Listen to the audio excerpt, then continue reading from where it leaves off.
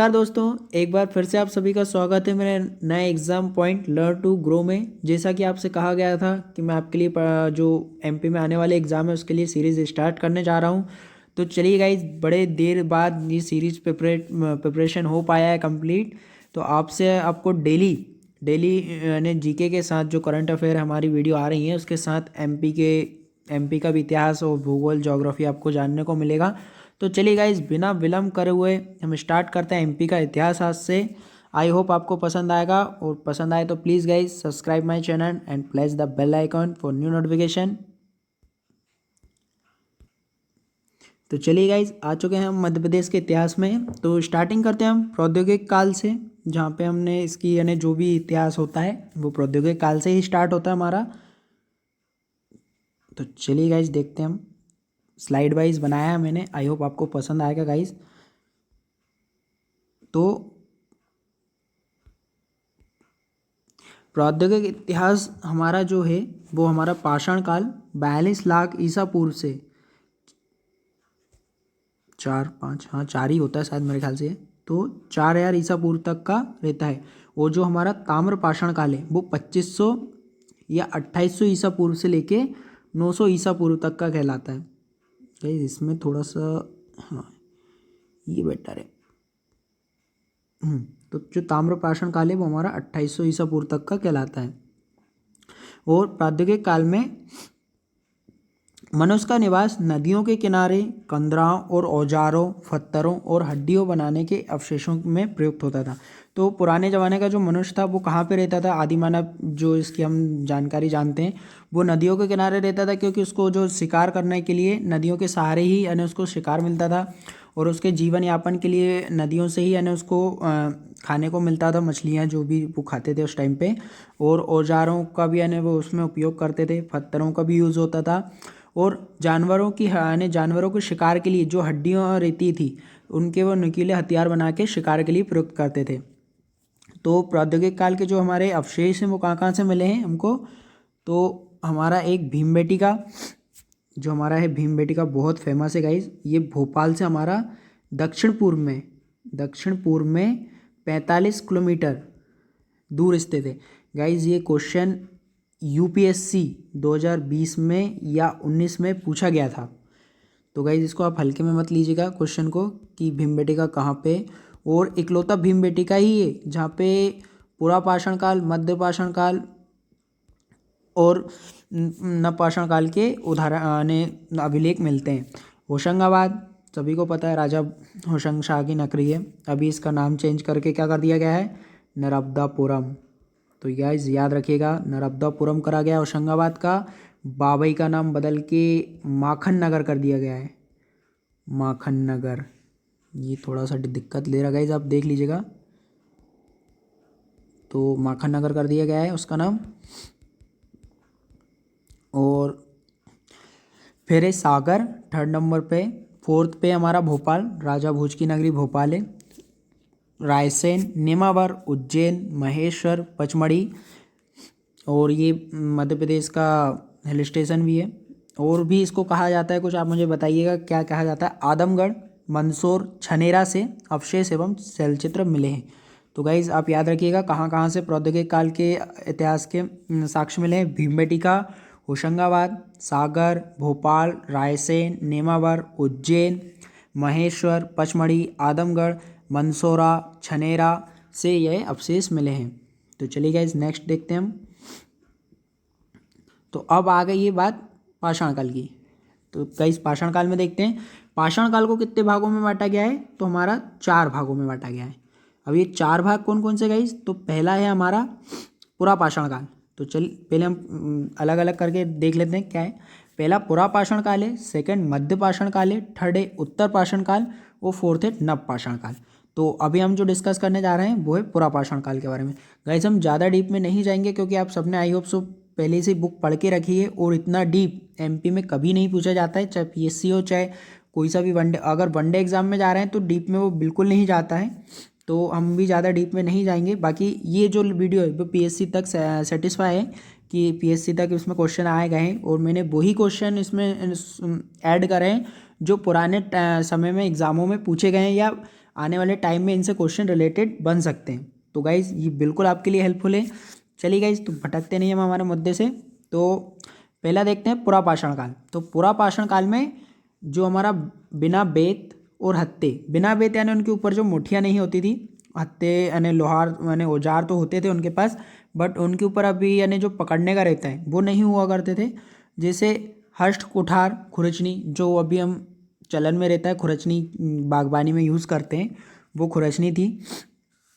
और पुरा पाषाण काल के जो अवशेष हैं गाइज, मोस्ट ये है कि अगर कुछ आए ना आए, ये जरूर आता है कि अवशेष कहाँ कहाँ मिले। तो अवशेष कहाँ मिले? नर्मदा नदी के किनारे, चंबल के किनारे, सिनार, पार्वती, बेतवा, हिरण, वेनगंगा आदि की घाटियों में मिले। तो जो नदियाँ हैं वो बता रही हैं हमको कि नदियों के आसपास ही पाषाण काल में यानी जो आदि मानव थे वो रहते थे, मानव रहते थे, जहाँ से उनके साक्ष्य मिले, अवशेष मिले हमको। तो ये आप याद रखिएगा। चलिए नेक्स्ट देखते हैं इसका हम क्या है। नेक्स्ट हम में आ गए हैं क्या बोलते हैं, मध्य पाषाण काल में। पूरा पाषाण काल में उतना ही था, अब हम बात करेंगे मध्य पाषाण काल की, क्योंकि हमको सीरीज भी पूरी कंप्लीट करनी है इसके लिए। तो मध्य पाषाण काल में औजार उच्च कोटि के पत्थर से निर्मित होते थे, यानी जो औजार बनाए जाते थे वो उच्च कोटि के बनाए जाते थे। यानी अभी जैसे हम बात करें कि नॉर्मली औजार क्या बोलते हैं उससे, यानी ऐसा था कि यानी लंबे समय तक उसका यूज़ करा जा सके, और पत्थरों से निर्मित किए जाते थे, लकड़ियों के नहीं बनाए जाते थे, पत्थरों से निर्मित किए जाते थे। और आकार में जो माइक्रो या मिनी उसका रहता है, उस आकार में यानी बहुत छोटे होते थे, उस टाइप के बनाए जाते थे। और इसमें नेक्स्ट है फिर ये मध्य पाषाण काल का था। मध्य पाषाण काल में ज़्यादा कोई एक्टिविटी नहीं हुई है। बाकी जो एक्टिविटी हुई है हमारी उत्तर पाषाण काल में हुई है और नव पाषाण काल। इस आधा वीडियो रिकॉर्ड करने के बाद मुझे पता चला कि आधी रिकॉर्डिंग हुई नहीं। तो गाइज हम पुराने उसमें पहुंच गए थे मध्य पाषाण काल तक। तो मध्य पाषाण काल में कोई ज़्यादा यानी मूवमेंट था नहीं, तो इसमें कुछ है भी नहीं हमारे लिए। तो चलिए हम डिस्कस करते हैं उत्तर पाषाण काल के बारे में। डबल से रिपीट करना पड़ रहा है मुझे। उत्तर पाषाण काल को लघु पाषाण काल भी कहते थे। लघु पाषाण काल में जो हमें है शल्क, बेदनी, खुरचनी, यानी जो खुदाई करते हैं हम क्यारियों की, उसमें खुरचनी का उपयोग किया जाता है, आदि प्रमुख औजार थे जो मानव, पशु पक्षी तथा मछलियों के भोजन निर्माण में करता था। यानी मानव जो था पशु पक्षियों तथा मछली को भोजन निर्माण में करता था, यानी इसके थ्रू यानी वो अपना भोजन निर्मित करता था। और उत्तर पाषाण काल के जो अवशेष हैं वो हमें कहाँ कहाँ से मिले? अवशेष या उनके जो प्रमुख स्थल थे वो थे पूर्वी निमाड़, शहडोल, मंदसौर, होशंगाबाद, सीहोर, उज्जैन, मंडला, छतरपुर, छिंदवाड़ा। और ये हमारे होशंगाबाद प्रौद्योगिक काल में भी था, उज्जैन से भी प्रौद्योगिक काल में मिले हैं, और ये पुराने भी हैं हमारे। चलिए नेक्स्ट देखते हैं हम।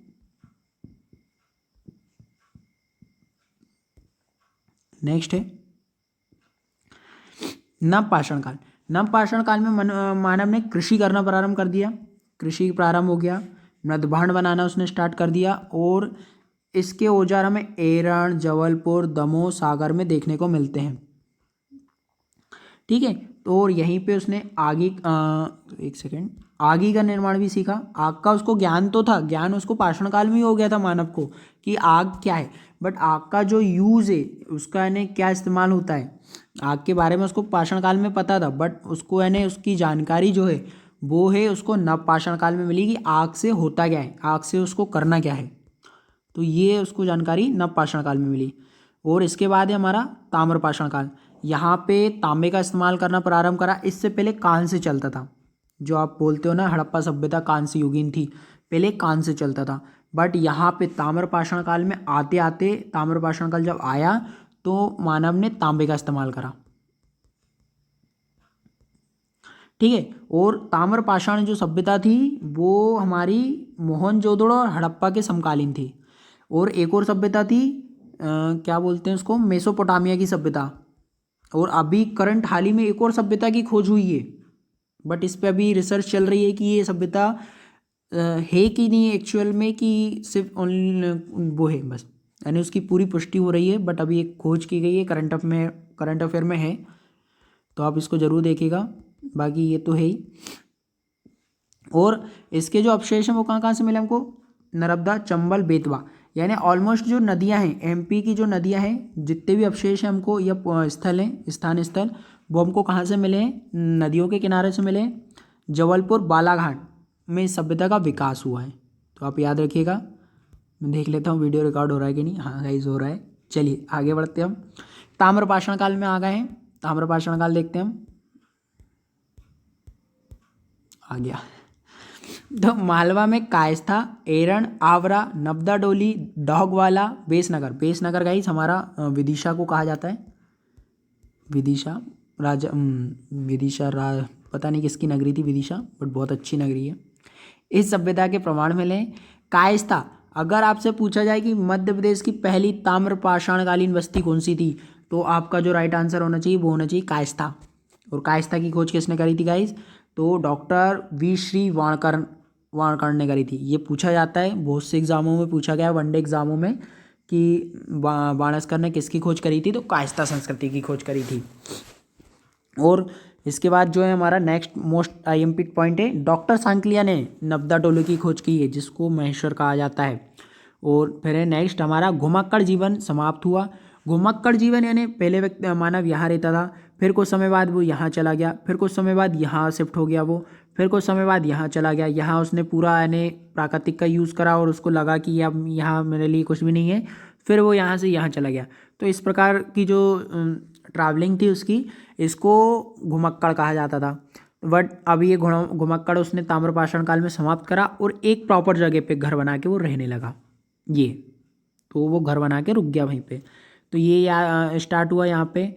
उसके बाद खेती इसने स्टार्ट कर दी, पशुपालन भी स्टार्ट हो गया। और जो पहला यानी घोड़े के भी अवशेष मिले, कहाँ से मिले? सूतकांगेडोर से मिले। और गाय भी पाली जाती थी, बकरी भी पाली जाती थी। यहाँ पे बकरी सबसे ज़्यादा पाली जाती थी, गाय से ज़्यादा बकरी का अगर इतिहास पढ़ा जाए तो बकरी के हड़प्पा सभ्यता में मिला है ताम्रपाषाण काल में। और सबसे पहला जो पालतू पशु था वो कौन था? कुत्ता था guys, dog. Dog is very precious, यानी सबसे वफादार जानवर डॉग। तो कुत्ते का पालतू पशु बनाया था सबसे पहले। चलिए आगे देखते हैं हम। वैदिक काल के बारे में डिस्कस करते हैं गाइस हम। वैदिक काल, वैदिक सभ्यता आर्यों द्वारा स्थापित की गई थी। और सभी जो पुरानी यानी इतिहास की पुस्तकें, उसमें इसका कालक्रम कितना दिया गाइस? 1500 ईसा पूर्व से लेके 1000 ईसा पूर्व तक। और आर्यों ने पंजाब में यानी जो आर्य थे वो सबसे पहले कहाँ आए थे? पंजाब में आए थे। यादवों का एक कबीला भी इस क्षेत्र में आकर बसा था। और कालांतर में खत्री, पारासर, एक खत्री हो गया हमारे, एक पारासर हो गए, और एक भारद्वाज हो गए, और एक भार्गव हो गए। ये लोग भी आके इनके साथ बसे थे। और वैदिक काल में अब हम बात करने जा रहे हैं उत्तर वैदिक सभ्यता की थी। यहाँ से तो कोई क्वेश्चन है नहीं, इतना आईएमपी नहीं है कि आपको पूछा जाएगा, बट याद रखिएगा कि यादवों का एक कबीला भी इस क्षेत्र में आया था, कि यादव भी इनके साथ आए थे। और वैदिक काल का जो टाइम पीरियड है वो 1500 से 1000 ईसा पूर्व माना जाता है। अब हम बात करने वाले वैदिक उत्तर वैदिक सभ्यता की। तो उत्तर वैदिक सभ्यता कब से कब तक है? 1000 ईसा पूर्व से 600 ईसा पूर्व तक की। इसमें ऐत्रेय ब्राह्मण का आपने नाम सुना होगा, ये ऋग्वेदिक से संबंधित है, ऋग्वेदिक ब्राह्मण ग्रंथ है ये।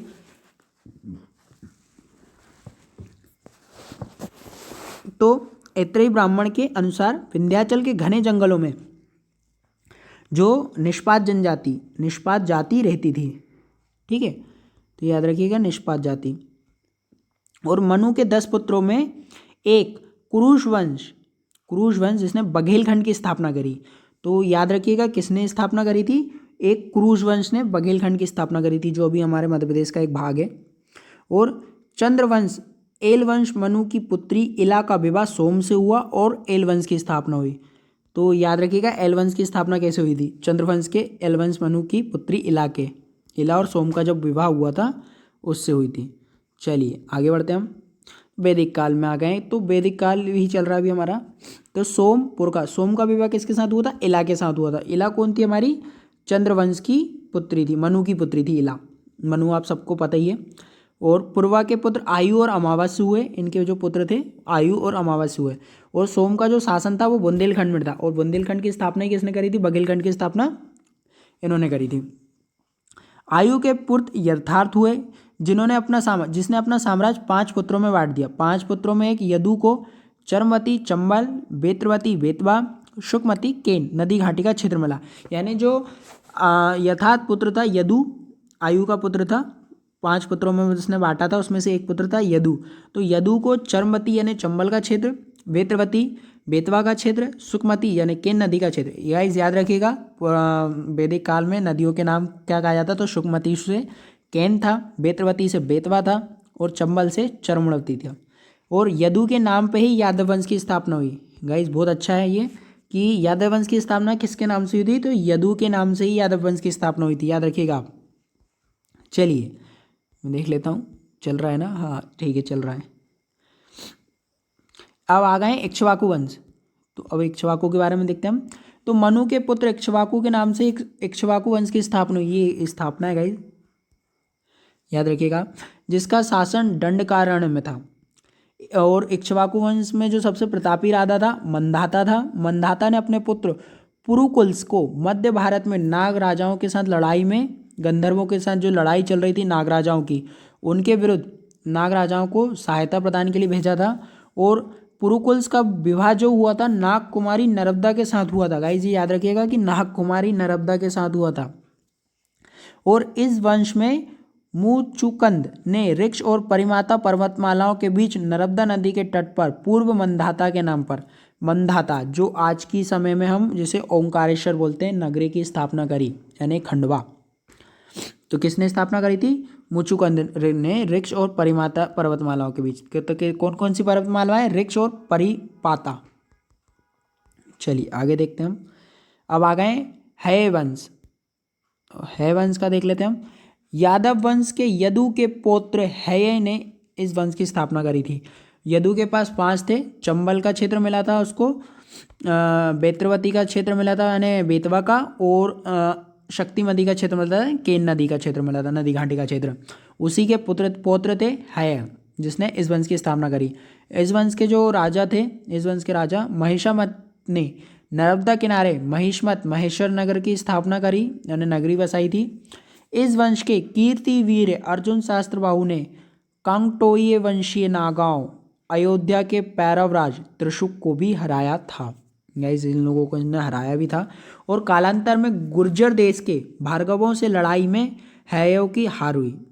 हयो की हार हुई, मैं बोलते नहीं बनता ज़्यादा। तो गुर्जर देश के भार्गवों से लड़ाई, तो किसने हराया था इसको? भार्गवों ने हराया था। किसको? हय को। और हय ने टुंडिकेर यानी दमोह, त्रिपुरी दशमर्षण विदिशा, याद रखिएगा, त्रिपुरी दशमण विदिशा, अनूप यानी नेवाड़, अवंती जनपदों की स्थापना की। ठीक है। और फिर कीर्तिवीर अर्जुन के पुत्र जयध्वज ने मालवा क्षेत्र पर अधिकार किया। तो ये मालवा क्षेत्र पर किसने अधिकार करा था? जयवर्धन ने करा था। चलिए आगे बढ़ते हैं गाइज, आगे देखते हैं। गाइज आज तक के लिए इतना ही था। फिर नेक्स्ट देखेंगे हम हमारे लिए क्या है। तो नेक्स्ट है हमारे लिए मध्य प्रदेश के महाजनपद काल। तो अभी तक अपन ने यहाँ से है वंश तक हमने कंप्लीट कर लिया, यानी हमारा इक्ष्वाकु वंश हमने कंप्लीट करा है। वैदिक काल हमने हमारा देख लिया है। वैदिक काल के उत्तर वैदिक सभ्यता के बारे में देख ली, जो 1500 से 1000 ईसा पूर्व तक चली गई थी। फिर उत्तर वैदिक काल था जो हमारा 1000 से 600 चला गया था। और हमने पूरे पाषाण काल, जिसमें ताम्र पाषाण काल तक के हमने देख लिया है सिंधु घाटी सभ्यता के साथ। तो चलिए गाइज, फिर आपसे मुलाकात होगी नई सीरीज के साथ। इसी सीरीज को हम आगे कंटिन्यू करेंगे, जहाँ से होगा हमारा नेक्स्ट टॉपिक मध्य प्रदेश में महाजनपद काल का इतिहास। तो चलिए गाइज, ज़्यादा विलम्ब भी नहीं करेंगे कि आपको ज़्यादा टाइम हो जाए, मैं यही ढूंढने के लिए रह गया था। तो thanks for watching guys, and please subscribe my channel and press the bell icon for new notification. तो टिल देन गाइज, फिर आपसे मुलाकात होगी। जय हिंद।